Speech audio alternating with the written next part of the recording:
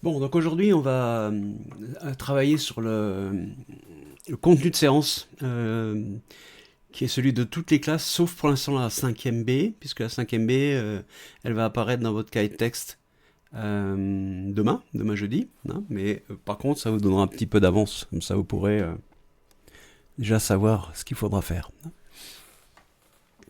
Euh, alors, on va voir les corrections des exercices.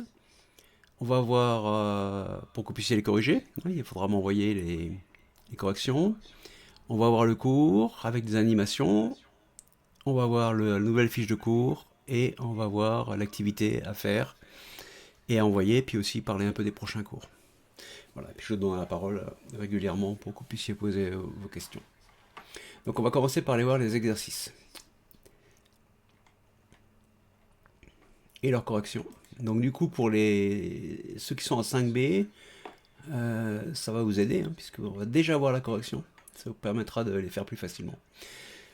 Pour les autres, ce qui me paraît astucieux, hein, c'est peut-être d'avoir deux classeurs. Et puis comme ça, vous pouvez corriger au fur et à mesure. En tout cas, commencer. Est-ce que dans la classe, il y a des élèves de 5B, du coup? Vous pouvez lever la main? Ceux qui seraient en 5B? Ok. Donc les 7 qui ont levé la main de 5B, bah ça va bien vous aider si vous n'avez pas encore fait vos exercices. Et si jamais vous les avez déjà fait, bien vous pouvez les regarder à nouveau après pour les améliorer un petit peu.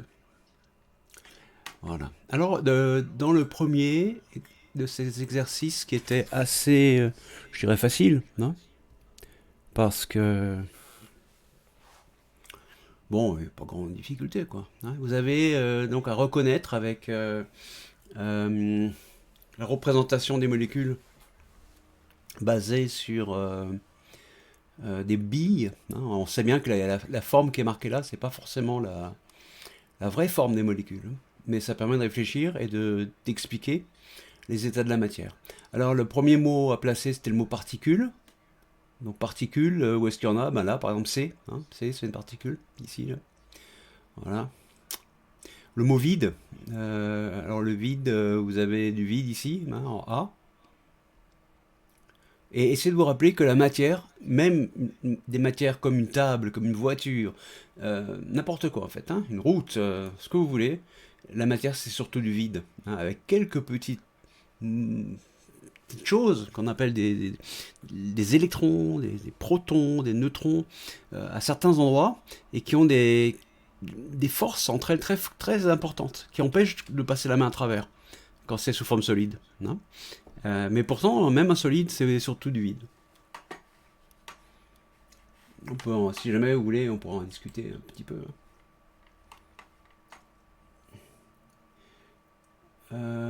Kanmura, tu as la main levée, c'est pour poser une question? Ou sinon, tu vas oublier de la baisser peut-être. Ouais, attends un petit peu, hein, on verra les questions après. Bon, ensuite, l'état solide. Bon, bah là, c'est facile, hein, c'est quand les molécules sont euh, bien compactes comme ça, hein, comme dans le dessin E. Il faut se rappeler que dans ce cas, les molécules sont liées fortement les unes aux autres, hein. Et ça peut pas bouger, du coup, ça a une forme propre, hein. L'état liquide, ben, ça peut bouger, ça reste en contact, mais ça peut bouger, ça c'est D. Et l'état gazeux, ça va partout, ça bouge, ça prend toute la place. Donc c'est B, hein. Voilà. Donc ça, facile, mais c'est bien de l'avoir de manière précise dans la tête pour la suite de votre vie, hein. Voilà. Bon, on va voir le suivant, là, qui est facile aussi. Donc cette correction, vous l'avez en lien dans Pronote. Donc ça vous permet de bien corriger. Alors voici un exercice simple aussi. Est-ce que c'est l'état solide? Est-ce que c'est l'état liquide? Est-ce que c'est l'état gazeux? Bien voilà, on sait que c'est un gaz parce que les molécules bougent et se dispersent, elles vont partout, hein, elles s'éloignent les unes des autres. Voilà. Ensuite, l'exercice d'après. Alors l'exercice d'après, ça demande à réfléchir un petit peu à la masse. Qu'est-ce que c'est que la masse de la matière? Bon, dans cet exercice, la situation, c'est que on fait fondre de la glace. Et lorsque la glace est fondue, on se rend compte que la masse est la même. Voilà. Et donc, il faut expliquer ça. Alors, vous avez dans les réponses que j'ai mises en dessous,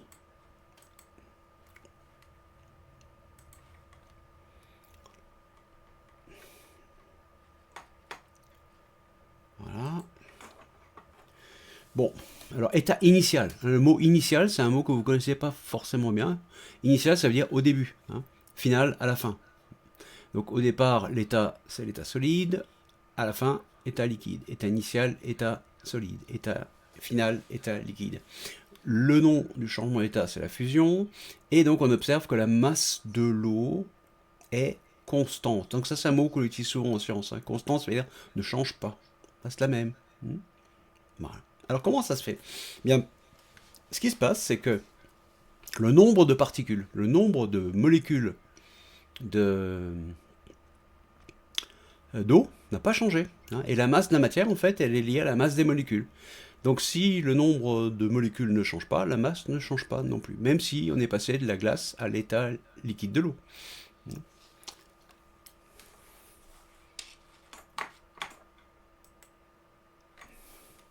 Voilà pour cet exercice. Donc il faut penser que la masse de la matière, c'est la masse des molécules. Et quand le nombre de molécules ne change pas, la masse non plus. Et alors après, dernier exercice, cette fois-ci, c'est un exercice concernant la dissolution. Donc ça veut dire qu'on dissout. On dissout, ici c'est du sel, on dissout du sel dans de l'eau. Et il faut essayer de représenter ça en utilisant le modèle de molécules que vous voulez, en fait. Et ensuite, il faut représenter le mélange aussi. Et puis après, être un peu astucieux parce qu'il y a un détail auquel il faut faire attention qui permet d'être sûr que la masse se conserve sur les dessins. Voilà, donc on va regarder la correction tout de suite.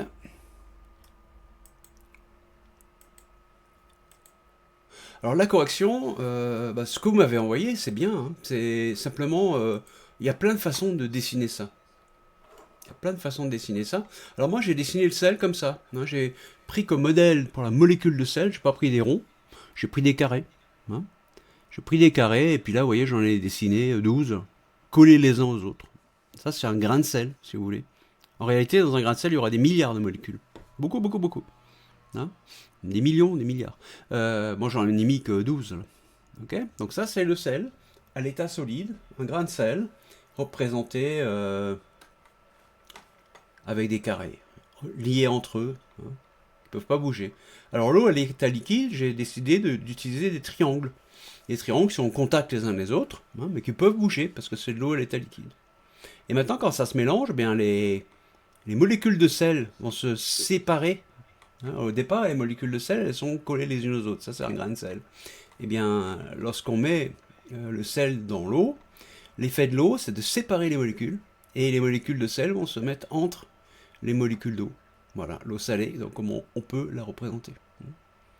Et après, alors, si on veut être sûr que les dessins correspondent bien à la masse qui se conserve, eh bien, il va falloir compter. Il faut compter, il faut mettre les mêmes nombres. Vous voyez, si par exemple je mets 12 carrés pour représenter un grain de sel, eh bien, il faut que je retrouve exactement 12 carrés aussi, après dissolution, dans le dessin. Et pareil pour le nombre de molécules d'eau. Donc voilà les exercices qui étaient à faire. Est-ce que vous avez des questions par rapport à ces exercices? Je vois plusieurs mains qui se lèvent. Donc les mains, on les lève que pour poser des questions. Mathis, je donne la parole à Mathis. Je note qui demande la parole. Alors, vas-y Mathis. Non, il dit rien. Il faut vous mettre cliquer sur le micro pour pouvoir parler. Non, il veut rien dire. Il veut rien dire. Désolé, monsieur, j'ai pas fait exprès d'appuyer sur demander la parole. Ok, d'accord. Très bien, c'est pas grave. Alors du coup, je donne la parole à Naël. Voilà, Naël va avoir la parole dans un instant, normalement. Non, c'est trompé.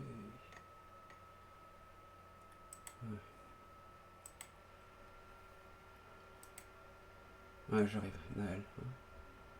Le temps de cliquer sur le bon endroit. Voilà, Naël. En fait, j'avais une question Ouais, parce que sur le dessin de l'eau qui est mélangée avec le sel, ouais. moi je pensais que ce serait pas plutôt le sel qui rentre dans l'eau. Le sel qui rentre dans l'eau. Je comprends pas. Bah, il se mélange dans l'eau et il rentre, enfin dans les. Parce que là, normalement l'eau c'est un liquide, mais là, enfin c'est un peu bizarre avec les triangles. Pourquoi c'est bizarre? Bah parce que normalement c'est un liquide et enfin ça, le sel il rentre complètement dans l'eau. Ouais, mais l'eau c'est quoi? C'est des molécules. Hein, Ouais, c'est des petits grains de matière qu'on appelle des molécules. Et là, je les ai représentés comme des triangles. Ok? Donc quand le sel ok, rentre dans l'eau, il vient se mettre entre les molécules. Ça te va? ouais, d'accord. Ok? Ok. Ça te convient? Ouais. Bon, ben bien, bravo pour ta question, c'est bien.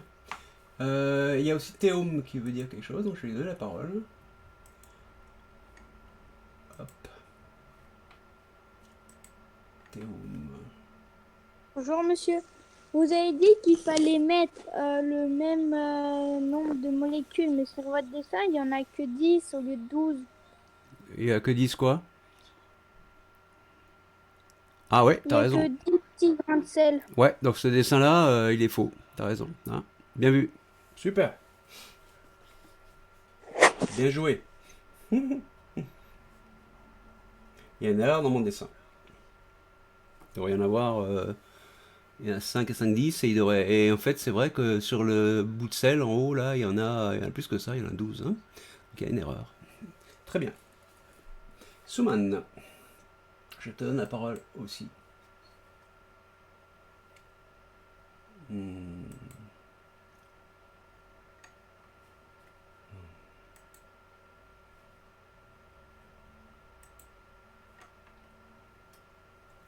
alors, on y va. Voilà, Souman. Mais le sel, normalement, dans l'eau, il n'est pas dissous. Ouais, il est dissous. Oui, oui. Mais là, on le voit. On voit les carreaux de sel. Ouais. Parce que Dans le les. schéma, normalement, il faudrait. On devrait pas mettre les carreaux de sel parce qu'on les voit pas. Ah, mais ils sont là. Les molécules d'eau, on les voit pas non plus, hein, d'accord? Hmm. Quand tu regardes un verre d'eau, tu vois pas les molécules parce qu'elles sont hyper petites. Ouais. Et même dans l'eau du robinet, il y a d'autres choses. Il y a du calcaire, hein, il y a des molécules de calcaire, il y a Hmm. toutes sortes de molécules dans l'eau du robinet. Et effectivement, les grains de sel, on les voit parce qu'il y a des millions de molécules. Il faut que ça soit assez gros pour qu'on le Hmm. voit. Après, quand on met dans l'eau, le grain de sel, il va être. Les molécules du grain de sel, elles vont être éparpillées, vont se décoller les unes des autres et après se mettre entre les molécules d'eau. Donc finalement, Hmm. dans le liquide, au salé, il y aura des molécules d'eau et des molécules de sel. Ouais, et Ok. on voit aucune des deux. On voit ni les molécules d'eau ni les molécules de sel puisqu'elles sont beaucoup trop petites pour qu'on les voit. Hein. Hmm. Sachant qu'il y a aussi d'autres molécules. Il y a par exemple de l'oxygène qui est dissous, donc il y aura aussi des molécules d'oxygène. Il y aura du dioxyde de carbone, CO2, qui est dissous. Il y en aura aussi. Il y Hmm. aura. En fait, l'eau, c'est un mélange avec beaucoup de sortes de molécules. Bon, super question, hein, bravo. Merci, Souman. Euh, Les questions que vous posez, ça aide toujours bien à comprendre mieux les choses, et puis donc c'est bien les questions. Hein. Toujours, c'est bien. Bon, ok. Bon, alors voilà pour les exercices, et puis on a réussi à aller plus loin grâce aux questions qui ont été posées. On va continuer donc le programme après la correction des exercices et le contenu du cours actuel. Alors le cours actuel, vous verrez sur Pronote, enfin sauf le 5B, les autres vous l'avez déjà regardé. Hein. Donc il y a une animation à regarder. Quelque chose qui est pas nouveau vraiment, hein. Voilà. Je vais quand même vous le démarrer là, mais vous verrez, c'est rien de neuf. Ça permet juste de bien garder les choses en tête.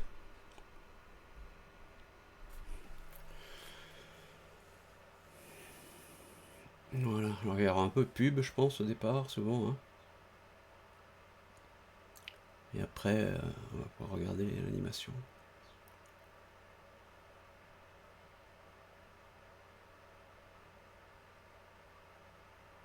Là, ça met un peu de temps à arriver parce que j'ai beaucoup de choses ouvertes sur mon ordinateur. Bon, voilà, l'animation, hein. Une vidéo pour voir un peu les états de la matière à l'échelle des molécules, c'est-à-dire une échelle à laquelle notre œil ne peut pas aller, avec l'exemple ici de l'eau. Donc la molécule d'eau, c'est un atome d'oxygène et 2 atomes d'hydrogène. Bon, du coup, je passe, hein, parce que c'est surtout intéressant d'écouter ce qui est expliqué, hein, en plus des dessins. Et alors, l'autre animation, c'est une animation sur laquelle vous pouvez agir, et qui a été fabriquée par une université américaine. Et là, donc, vous allez voir que vous allez pouvoir jouer, un peu comme dans un jeu vidéo, hein, vous allez pouvoir jouer à modifier les choses vous-même. Donc il y a plusieurs niveaux. Moi je prends celui du milieu qui correspond à ce sur quoi on travaille. Alors quand on dit changement de phase, ça veut dire changement d'état, hein, ça veut dire la même chose. Au lieu de dire les états de la matière, on pourrait dire les phases de la matière. C'est un synonyme. On va regarder. Vous voyez, donc là vous avez. Il y a plein de possibilités dans ce logiciel. Et là, par exemple, vous avez une substance. Vous pouvez choisir après en haut, là, à droite. Par exemple, là, hop, je mets des molécules d'eau à la place. Là, c'est que des molécules d'oxygène. Vraiment, vous faites ce que vous voulez. Après, vous pouvez changer la température. Et puis, la température, elle est en haut, là. Là, on est là, par exemple, on va mettre ça à moins 127 degrés. Donc, à moins 127 degrés, c'est de la glace, hein. Vous voyez qu'il y a une vibration, ça bouge un petit peu, hein. Voilà. Et puis, après, vous pouvez chauffer, hein. Puis, si vous chauffez, bah, voilà. On va voir ce qui se passe. Ça devient liquide. Et si on chauffe encore, ça commence à devenir un gaz avec les molécules qui vont partout, hein. Voilà. Bon, donc cette animation, vous pourrez explorer, hein. Il y a beaucoup de choses qu'on peut faire avec. Voilà. Est-ce qu'il y a des questions concernant les animations? Bon, ça va. Alors maintenant, on va passer à la fiche de cours. Je reviens juste si j'ai rien oublié. Ah, si, je oublié quelque chose. C'est que chaque semaine, maintenant, je mets sur le cahier de texte en replay la séance, une séance de visio de la semaine d'avant, hein. Comme ça, ceux qui l'ont pas vu, eh ben, vous pouvez cliquer là et puis hop, on va le faire juste pour voir, hein. Donc c'est sur YouTube. Ça vous permet de regarder, de revoir des explications. Aussi pour faire un exercice, vous avez besoin. Vous pouvez. Voilà, ça c'est la visio de la semaine d'avant, quoi. C'est pas forcément la vôtre, hein, parce que j'en fais 3 ou 4 par semaine. Ça dépend, j'en choisis une. Il n'y a aucun microscope assez puissant pour voir ces petits grains. Alors, l'intérêt de cette explication, c'est que ça nous permet d'expliquer des choses. Par exemple, quand on dit qu'une molécule... Voilà. Donc on continue un petit peu avec... Ah, juste un mot sur le travail à faire. J'y reviendrai après, mais il y a la correction du questionnaire à faire. Il me l'a envoyé. Et là, je noterai votre correction. C'est-à-dire que si elle est très bien, je mettrai 20. Hein. Si elle est seulement bien, je mettrai 16. Voilà, donc vous avez la correction. On avait déjà vu ça la semaine dernière. Hein, mais là, il faudra faire la correction et me l'envoyer. Donc il y en a pas mal qui ont déjà envoyé. Sauf les 5B, bien sûr, parce que vous n'avez pas eu encore ça à faire. À chaque fois, le travail, il est pour une semaine, quoi. Voilà, donc ça c'est bon. Et on va passer Donc au contenu du cours. Donc la fiche de cours. Et en attendant, il y a Zoé qui pose une question. Je vais lui donner la parole. Hop.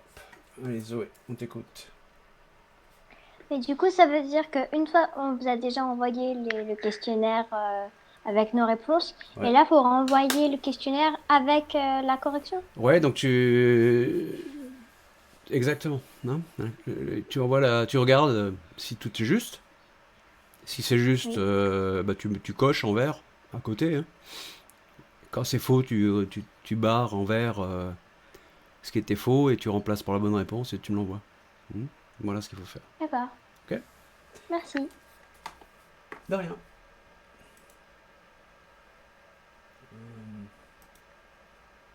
Alors Margot, je te donne la parole. Ouais Margot. Est-ce que il faudra aussi vous envoyer la correction des autres exercices?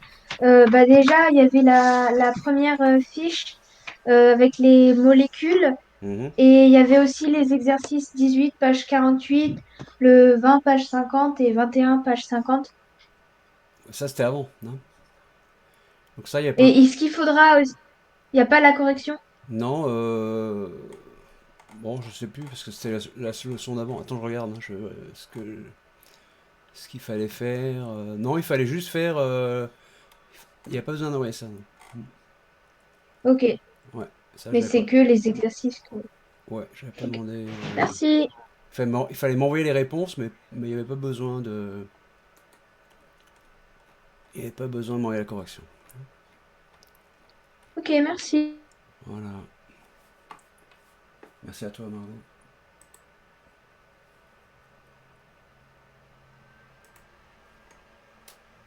Et Souman. Alors, Souman, vas-y. Ce qui est noté, ce sont les exercices ou la correction? Ou les deux. Non, là, ça sera la correction. Hein. Mais on va regarder, hein, on peut le regarder tout de suite, le travail en détail. Hein. Regardez tout de suite le travail à faire. Et après, je continue avec la fiche de cours et l'activité. Donc, ce qu'il faut faire, donc les 5B, c'est un peu différent parce que vous êtes en train de finir le travail d'avant. Et ça, c'est le nouveau travail que vous aurez à faire à partir de demain, quoi, pour les 5B. Sachant que les autres, 5e, 4 autres 5e, A, C, D et E, vous avez déjà eu le nouveau travail. Donc le travail à faire, ça va être envoyer la photo de la correction du questionnaire et envoyer la photo d'une activité qu'on va regarder. Voilà, c'est ça qu'il faut envoyer. Ok. Il y a deux choses à envoyer en fait. Et sinon, il faudra regarder les vidéos, hein, parce que comme ça vous allez apprendre des choses. Bien lire la fiche de cours, la ranger, mais tout est détaillé dans Pronote. Voilà. Bon, donc on va regarder la fiche de cours et discuter un petit peu, et après l'activité, parce qu'il y a des choses qui ne sont pas si évidentes. Donc normalement vous avez tous reçu la fiche qui a été distribuée par votre professeur principal. Donc cette fiche-là, il faut la ranger dans son classeur dans la partie cours. Et là, je vais vous expliquer des détails sur la fiche. Donc le but du chapitre, c'est d'avoir l'esprit bien clair après sur ce qu'on appelle des transformations chimiques et aussi ce que c'est, quoi. Hein, et ce qu'on appelle aussi des transformations physiques. Parce que c'est des choses différentes et c'est pas trop évident d'y voir clair. Finalement, quand la matière se transforme, il y a deux façons. Hein, il y a la façon qu'on appelle chimique et la façon qu'on appelle physique. Alors on va prendre des exemples. Le premier exemple, c'est un qu'on a fait en classe. Hein. C'était comment faire pour identifier le CO2.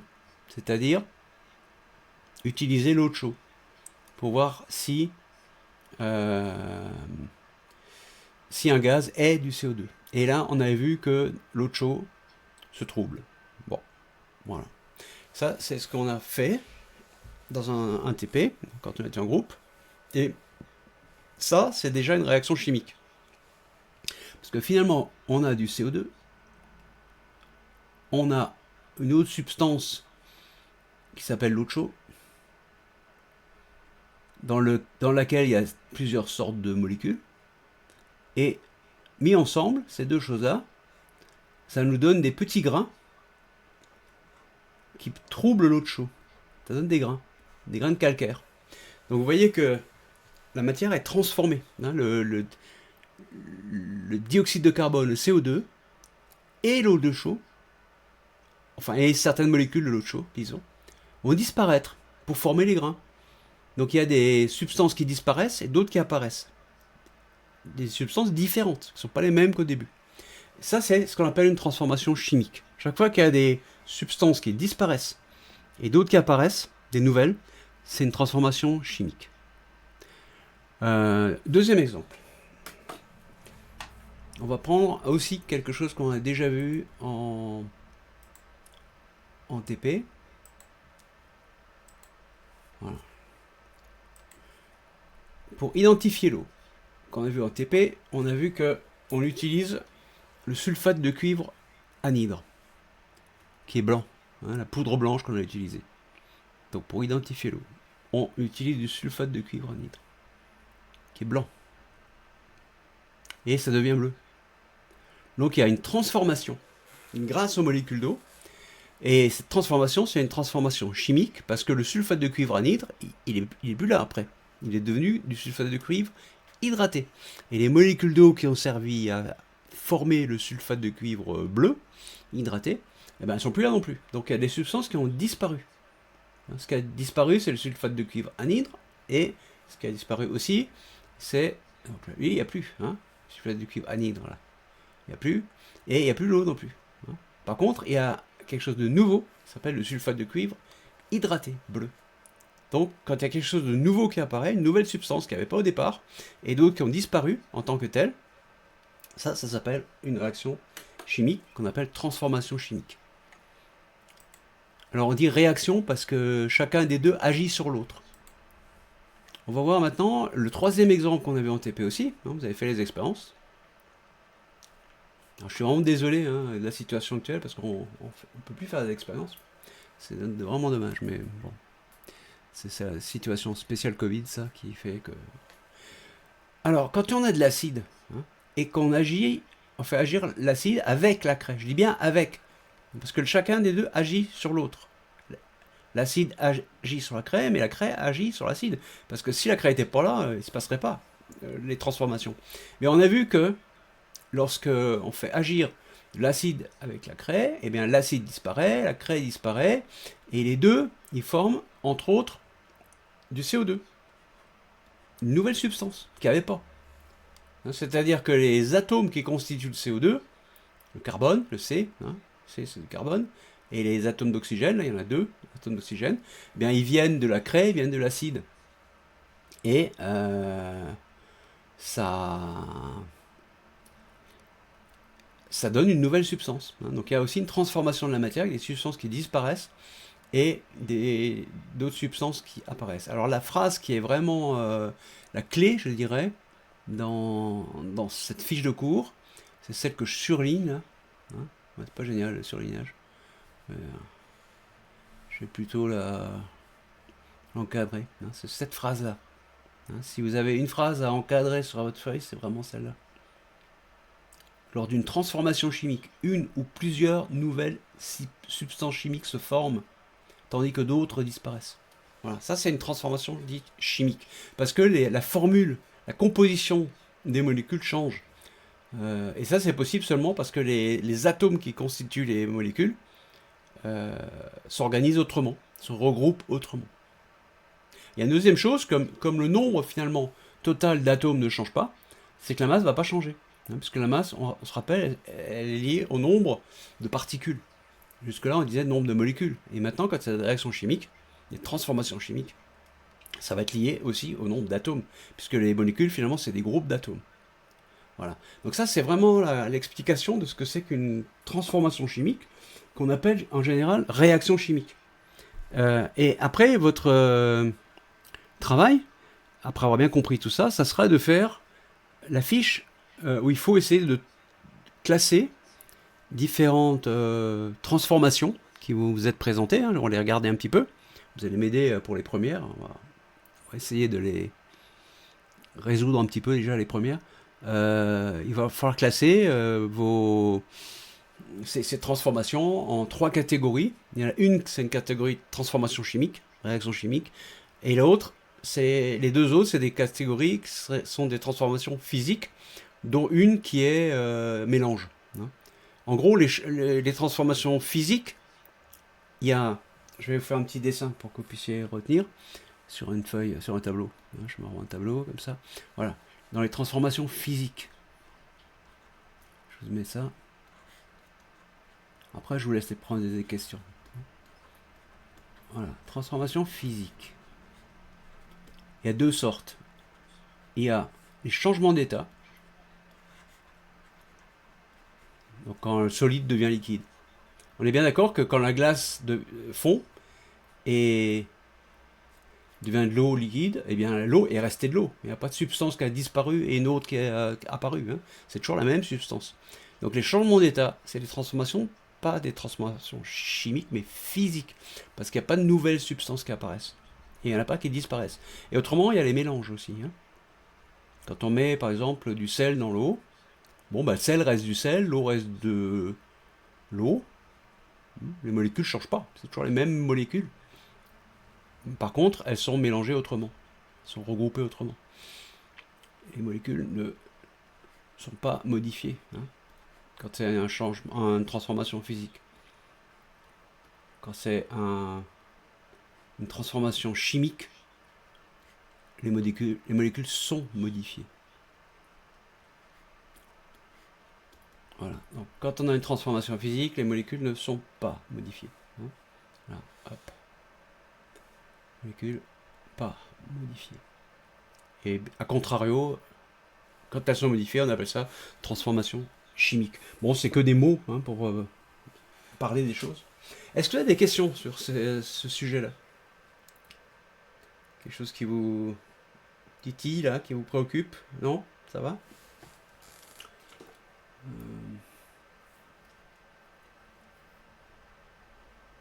Bon, Clotilde? Ouais, je donne la parole à Clotilde.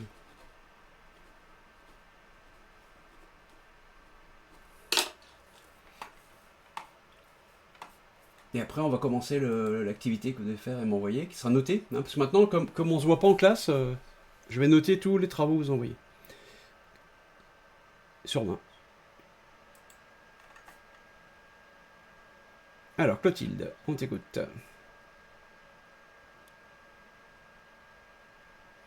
Non, il faut cliquer sur le micro hein, si tu veux me parler. Bon, ça n'a pas l'air de marcher. Pour Clotilde.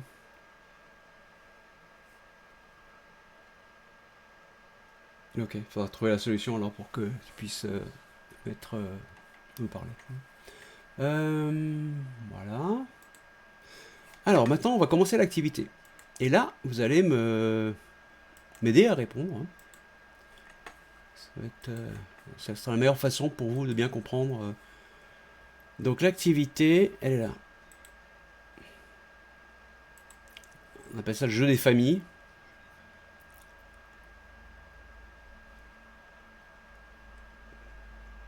Donc il va falloir dire si la transformation qui est en photo, c'est une transformation physique ou une transformation chimique. Et si jamais c'est une transformation physique, il va falloir me dire si c'est un mélange ou un changement d'état. Et après classer tout ça. Voilà. Alors la première, à gauche. Hop. Voilà, c'est qui à gauche là. Qui voudrait proposer le classement de cette transformation? Est-ce que c'est une transformation physique, une transformation chimique? Pas d'idée? Théôme? On va donner la parole à Théo. Voilà. Bah, je pense que c'est physique parce que enfin, ça reste des médicaments et il reste des médicaments comme le sel. Ok. Donc, la proposition de Théo, donc c'est super bien d'avoir proposé. Et en plus, tu as proposé en justifiant ta proposition. Okay. C'est une transformation physique. Ça veut dire qu'il n'y a pas de nouvelles substances qui se forment.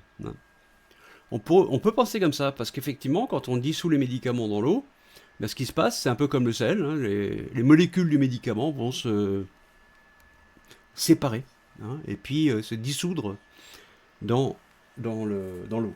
Okay. Et puis après, on boit ça. Sauf que, regardez bien par là. Ici. Qu'est-ce qu'on voit là, Théo? On voit des petites bulles. Des bulles. Ah, ok.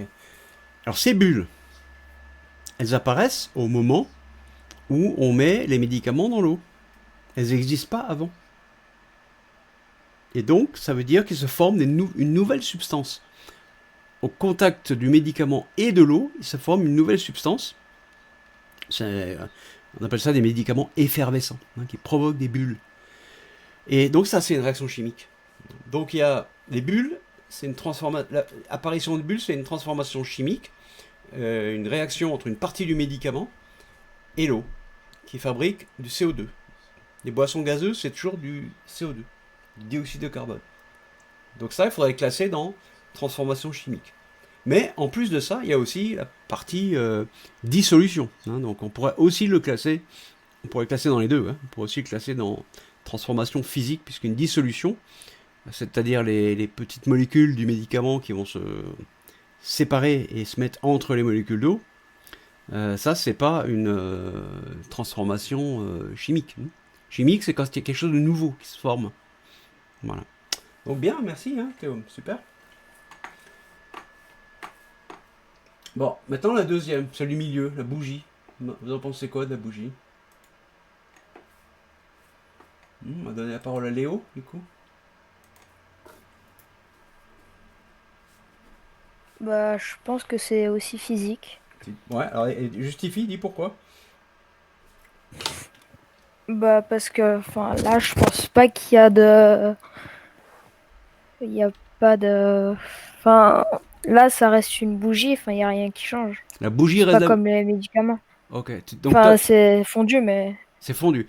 Ok, donc moi je suis d'accord pour dire que quand c'est fondu, c'est comme la glace qui fond, hein, d'accord? L'eau reste de l'eau. Donc là tu dis la bougie reste de la bougie, elle fond. Ok. On va voir ce qu'en pense Souman.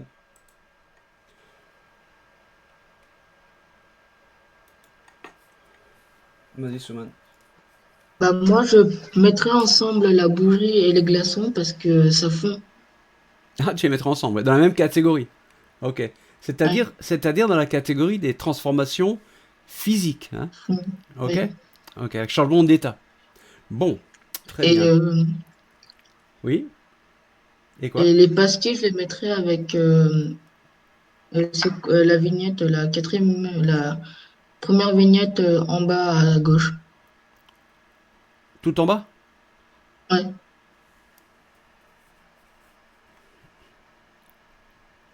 Et tu veux parler du gâteau, c'est ça? Oui, oui, du gâteau. Non, non, bah alors non, non. C'est un gâteau, ça? Maintenant, j'ai mis dans le cercle le gâteau, du coup. Ça devrait apparaître sur Ah. votre écran. Non, non, non, non, c'est bon. Non? Bon, alors, on va rester pour l'instant sur la question de la bougie. Parce que, oui, votre idée, a priori, c'est que la bougie, c'est un changement d'état. C'est-à-dire que la bougie, elle fond. Ok. Maintenant, si on regarde un peu plus en détail, on va se rendre compte que... Enfin, je vais vous poser la question. Est-ce que quand une bougie brûle, à la fin, il y a autant de bougies dans la petite assiette en bas qu'au départ? Ou moins? Qu'est-ce que vous en pensez Alors, attends, je vais changer un peu la parole parce que d'autres.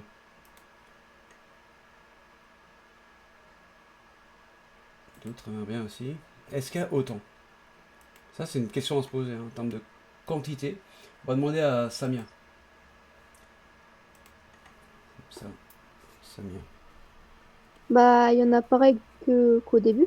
Peut-être tu penses qu'il y en a pareil qu'au début.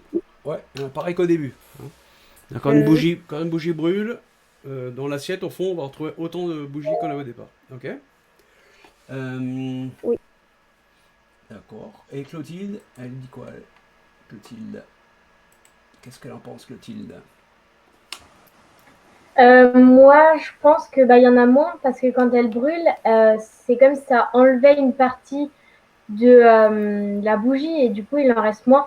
Donc, vous voyez que pour l'instant, on a des avis un petit peu partagés.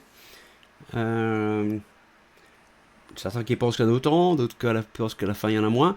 Donc, comment on pourrait faire pour être sûr de ça? S'il y en a plus ou moins? Vous avez une idée de comment mesurer?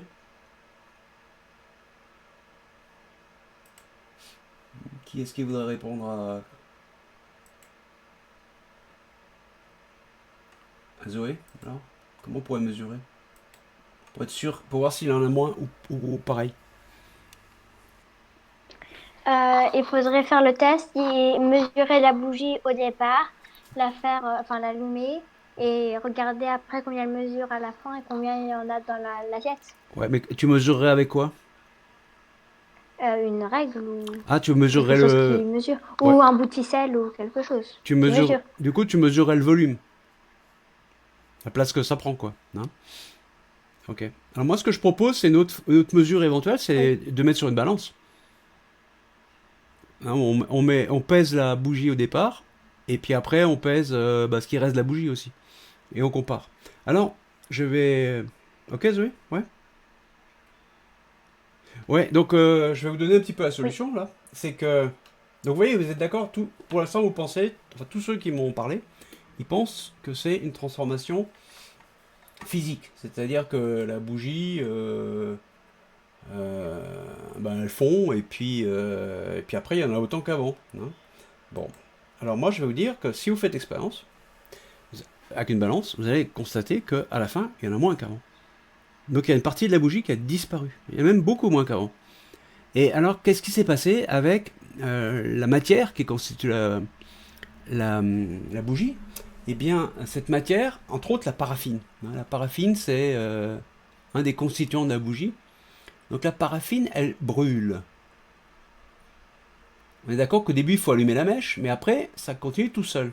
Donc la paraffine brûle, et pour brûler, elle a besoin de l'oxygène de l'air. C'est-à-dire que la paraffine et l'oxygène de l'air, qu'on appelle le dioxygène, eh bien, ils vont disparaître. L'oxygène de l'air va disparaître, la paraffine aussi, et ça va former un gaz qu'on connaît bien maintenant, hein, c'est le CO2, qui apparaît, qui n'y avait pas avant. Si vous voulez, les atomes qui constituent la molécule de dioxyde de carbone, de formule CO2, donc les atomes, c'est l'atome de carbone, le C, et des atomes d'oxygène, et ben le C, il vient de la paraffine, et les O, les deux O, ils viennent de l'air.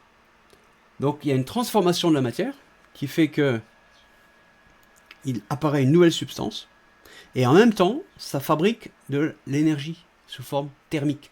Hein, ça donne de la chaleur, ça permet de chauffer, hein, et d'éclairer. Donc il y a l'énergie qui était contenue dans la bougie et dans l'air, c'est de l'énergie chimique, ça va donner de l'énergie thermique et de l'énergie lumineuse. Thermique, hein, c'est écrit comme ça. Et de l'énergie lumineuse, c'est de l'énergie de rayonnement. Hein. La lumière. Au départ, tout ça, c'est de l'énergie chimique. C'est-à-dire contenue dans la bougie et dans l'air. Qui se transforme. Vous voyez, il y a plein de choses qui se passent quand on fait brûler une bougie. Et ça se range dans la catégorie transformation chimique, effectivement. Hein. Donc pas évident. Alors on va essayer de faire le celui de droite. Qu'est-ce que vous pensez de celui de droite? Qui veut me le faire là? Hein? Personne d'autre, non? On va essayer. Alors, Souman qui a levé la main le premier. Vas-y, dis-moi, Souman, qu'est-ce qu'on peut penser? Bah, celui de droite, c'est avec le soleil, là. Pardon? J'ai pas bien compris. Celui de droite, c'est avec le soleil. Ouais, c'est ça, la mer et le C'est avec le soleil. soleil. Alors, qu'est-ce que ça... Ok. C'est quoi? C'est une... Qu'est-ce qui se passe là? Bah, c'est c'est le niveau de la mer monte. Le niveau de la mer monte. Ok. Est-ce qu'il y a une Oui, autre... Est-ce qu'il y a... Oui? je crois. Non, c'est pas grave, c'est bien, hein. Quand on fait des recherches comme ça, quand on réfléchit, hein, il faut surtout pas se critiquer soi-même, se censurer. On dit ce qu'on pense. Et après, on voit. Hein, donc, super, merci. Je vais voir si il y a d'autres idées. On va demander à Théôme.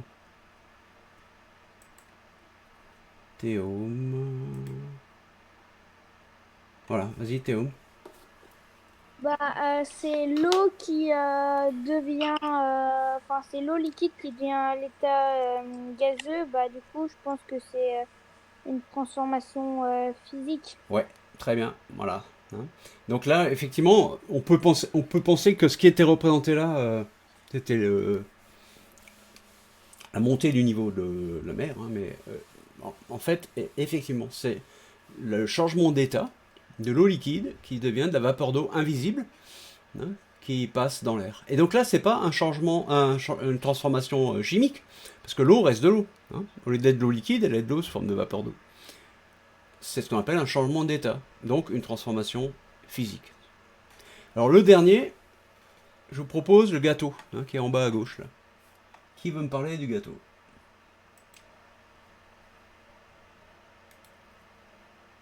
Clotilde? On essaie Clotilde,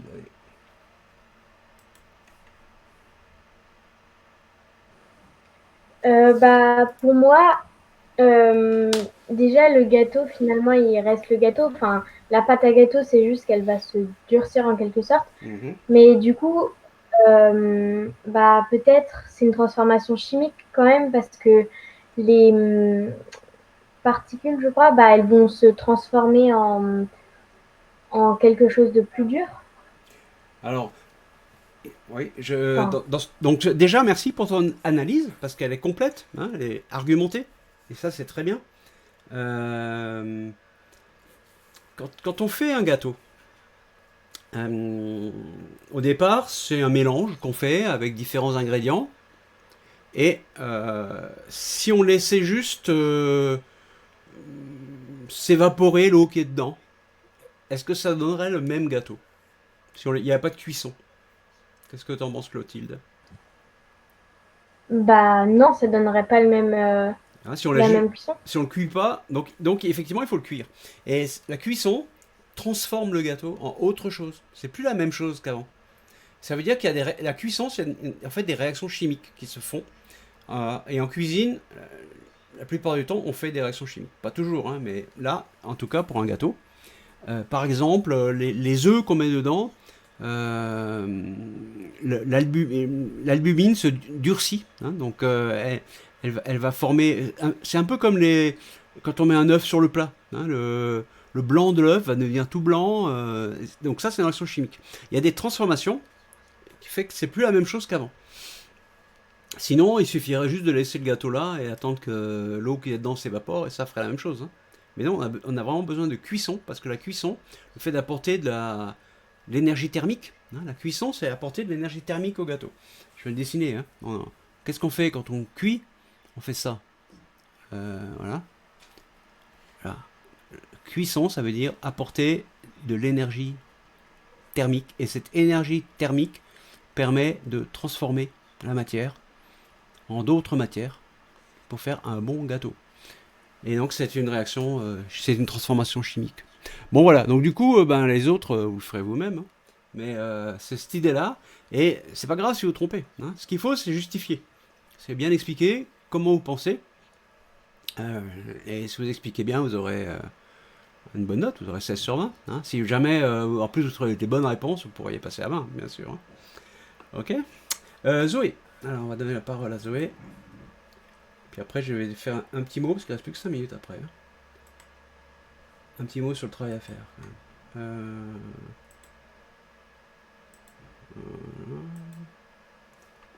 Zoé. Mais sur la consigne de l'exercice, c'est écrit classe les vignettes en 3 familles que tu détermineras. Et donc en dessous des 2 familles qu'on a faites avec les vignettes, il faut justifier pourquoi les vignettes on les a mis dans cette famille-là. Ouais, regarde là, donc c'est marqué explique ton classement, tu vois. Je t'ai mis. Tu vois au. Donc ça c'est une fiche que je vous ai pas distribuée. Si on était en classe, je vous l'aurais distribuée. Là, vous allez répondre sur une feuille de votre classeur que vous photographierez. Hein. Mais effectivement, il faut expliquer. Hein. Et on pourrait faire que 2 catégories. On pourrait faire la catégorie transformation physique et la catégorie transformation chimique. Sauf que la transformation physique, on pourra la partager en 2. C'est-à-dire les mélanges avec des dissolutions, comme par exemple un mentalo, hein, qu'on voit un petit peu là. Ça, c'est un mélange, c'est une transformation physique avec les molécules de la menthe qui se mettent entre les molécules d'eau, hein, ou les molécules d'eau qui se mettent entre les molécules de menthe. C'est symétrique. Hein. Voilà. Donc vous allez pouvoir classer de manière un peu plus fine, en sachant que 2 des cas, ça sera des transformations physiques, soit changement d'état, soit mélange, dissolution, et puis une catégorie avec les transformations chimiques. Mais ça veut dire qu'il faut faire un tableau avec 3 colonnes. Ouais, comme tu vois là. Et les classer. Tu vois là les 3 colonnes. Oui. Hein. Donc voilà. Donc au départ, on vous propose, mais là je vous ai aidé, hein, de classer les vignettes en 3 familles que tu détermineras. Mais je vous ai aidé, moi déjà, vous savez quelles sont les 3 familles en question. Hein. D'accord. Okay. Merci. Ça va? Super. Bon, alors moi j'ai juste un petit mot pour finir la séance, c'est revenir sur le travail à faire. Vite fait, hein, donc et puis le prochain cours. Alors je vais faire vite parce qu'on a pris pas mal de temps pour tout ça. Donc le travail à faire.